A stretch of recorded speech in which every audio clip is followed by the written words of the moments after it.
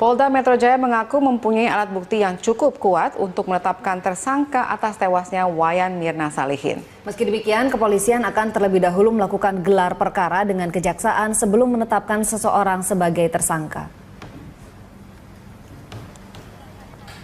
Menurut Dirkrimum Polda Metro Jaya, Kombes Polisi Krisna Murti, beberapa alat bukti signifikan telah dikantongi kepolisian. Di antaranya adalah hasil konstruksi alat bukti, hasil konstruksi peristiwa, dan keterangan ahli yang telah diberikan kepada polisi. Dalam kasus tewasnya Mirna, kepolisian akan menggunakan teori conditio sine qua non. Teori tersebut umum digunakan dalam kasus hukum pidana. Saat ini polisi telah memeriksa sejumlah saksi dari keluarga Mirna dan teman Mirna, Jessica, yang ikut minum kopi bersama Mirna. Polisi juga telah melakukan olah tempat kejadian perkara di lokasi kejadian.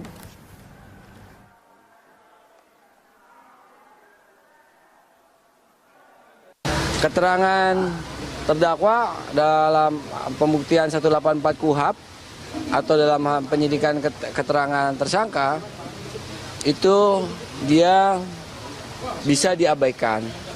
Kami menggunakan teori conditio sine qua non ya, yang nanti itu umum dipakai dalam hukum pidana. Konstruksi yang dengan alat-alat bukti yang kami miliki, konstruksi peristiwa yang kami miliki, maka seseorang cukup layak ditingkatkan sebagai tersangka. Namun kami harus gelar atau expose bahasanya dengan jaksa penuntut umum. Kami harus tunjukkan dulu satu petunjuk atau barang bukti yang krusial, signifikan yang kami miliki. Insya Allah kami yakin itu barang bukti itu cukup signifikan dan sekarang sedang diuji. Nanti dari situ apa petunjuk jaksa baru kami kembali untuk lakukan gelar perkara. Pemirsa, Mitra Kukar menang dramatis 2-1 atas Semen Padang dalam laga final Piala Jenderal Sudirman. Mitra Kukar berhasil membawa pulang hadiah sebesar 2,5 miliar rupiah. Setelah kick-off, laga diawali dengan permainan menekan dari Semen Padang. Fendri Mofu dan kawan-kawan tampil agresif. Tekanan Semen Padang berbuah manis saat Fendri Mofu berhasil memanfaatkan umpan silang dari Adi Nugroho pada menit 38. Skor 1-0 untuk Semen Padang. Hasil ini bertahan hingga turun minum. Di babak kedua, Mitra Kukar langsung tampil menekan mengejar ketinggalan. Mitra Kukar berhasil menyamakan kedudukan 1-1 lewat tendangan Rizky Pelu yang gagal diantisipasi Jandi Ake Putra pada menit ke-75. Gol ini memacu semangat anak asuh Jafri Sastra. Kerja keras mereka membawa keunggulan 2-1 lewat terobosan Yogi Rahadian yang berhasil meruntuhkan angan Semen Padang untuk menjadi juara. Skor 2-1 ini bertahan hingga peluit panjang. Pemirsa, Kepala Kepolisian Resort Darmasraya, Sumatera Barat AKBP Lalu Muhammad Iwan membenarkan 2 anggota Brimob Padang Panjang tewas di perkebunan sawit PT Sumbar Andalan Kencana, Muara Timpeh, Darmasraya, Minggu pagi. Polisi yang dikerahkan memburu pelaku berhasil melumpuhkan pelaku. Kapolres Darmasraya AKBP Lalu Muhammad Iwan mengatakan 2 anggota Brimob Padang Panjang, Brigadir Nanang Hardiansyah dan Brigadir Anasril, saat itu tengah patroli dan memergoki 2 mobil truk dan 1 mobil pickup tengah mencuri sawit. Keduanya memberikan tembakan peringatan, tapi pencuri melajukan kendaraannya dan menabrak keduanya hingga tewas. Anggota Polres Darmasraya mengejar pelaku hingga ke Tanjung, Kabupaten Tebo, Provinsi Jambi. Saat ditangkap, kedua pelaku melawan petugas menggunakan senjata tajam hingga 2 pelaku dilumpuhkan hingga tewas. Pada saat mendapati para pelaku tersebut, diminta untuk berhenti, ternyata para pelaku tersebut tidak mengindahkan himbauan daripada petugas kepolisian.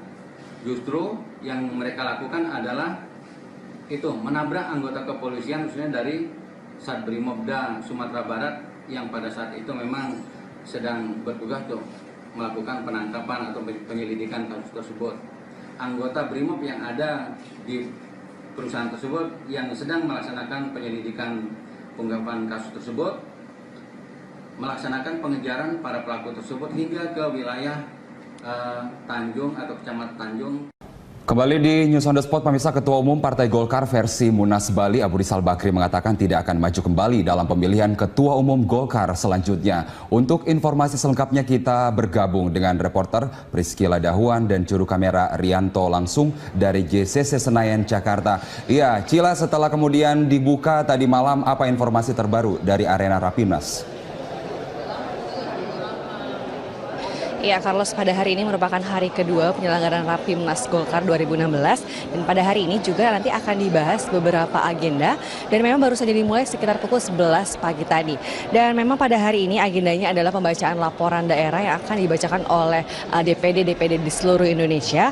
Lalu juga nanti dilanjutkan dengan rapat paripurna yang akan dipimpin langsung oleh Ketua Umum Golkar versi Munas Bali, yakni Abu Rizal Bakri. Dan memang sejak pukul 11 tadi penyelenggaraan Rapimnas ini diselenggarakan secara tertutup dan tidak diperbolehkan awak media untuk meliput lebih jauh.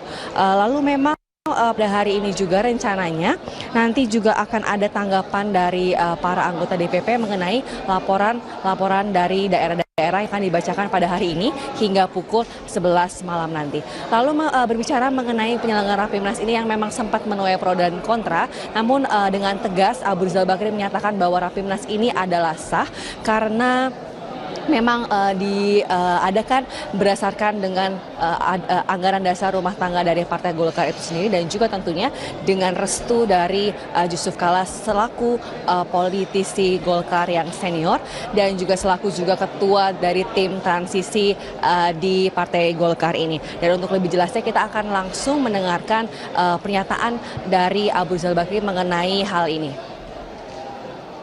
Nanti kita lihat keputusan siapa yang sah.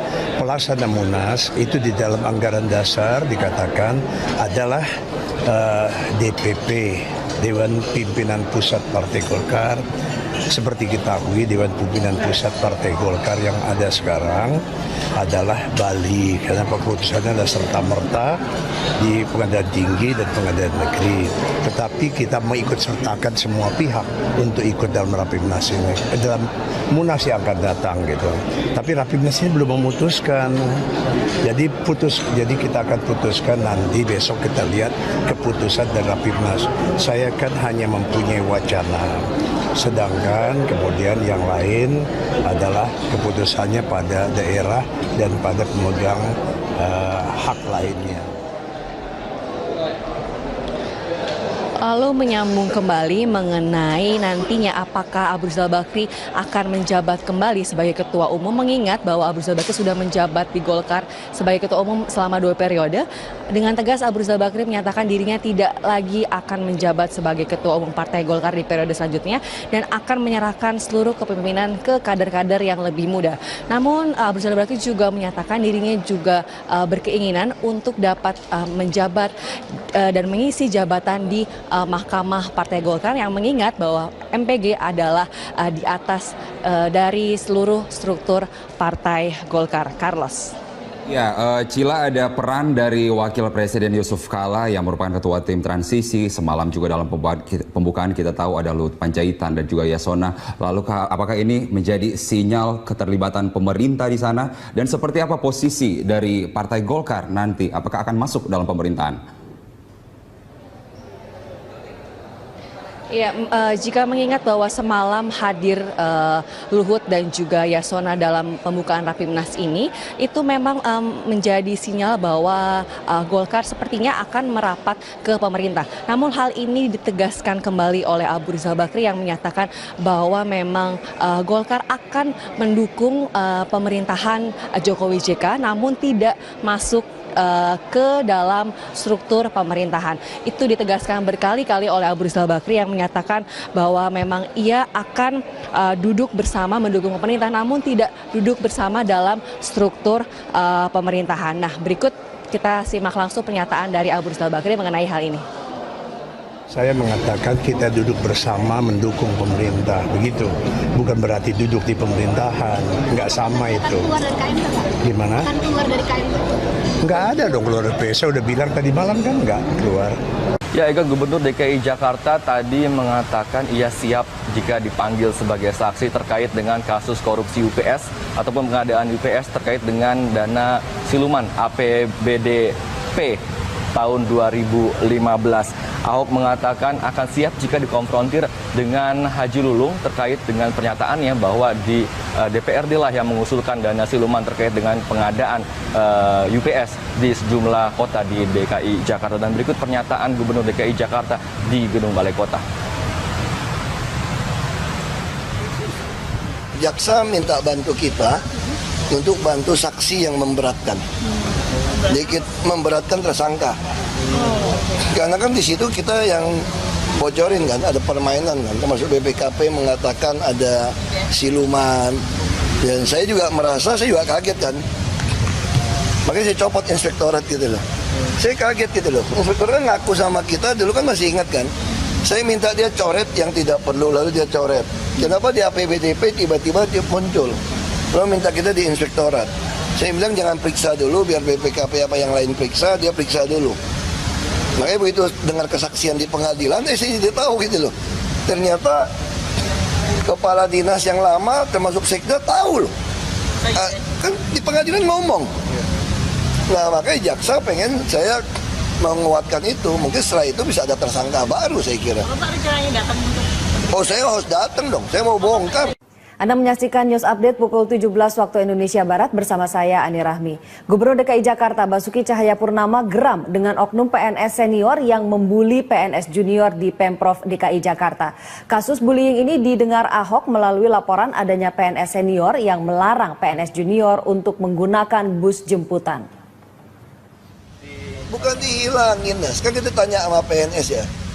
Ini namanya ngelunjak, saya bilang. Ini namanya betul-betul ngelunjak. Kita kasih bus, pagi-pagi datang. Tanya sama PNS muda, bisa naik nggak? Dibully loh di dalam bus. Sama yang udah duduk, merasa kursi punya dia. Jadi kalau PNS muda dibully, ini pertama.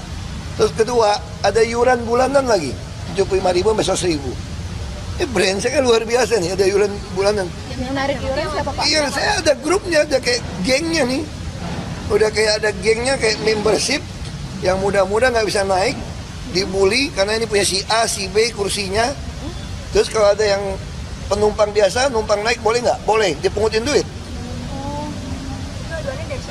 Ya saya kan taruh mata-mata banyak. Pak, itu iurannya buat sopir. PNS, sopir digaji kok, makanya dia ada permainan.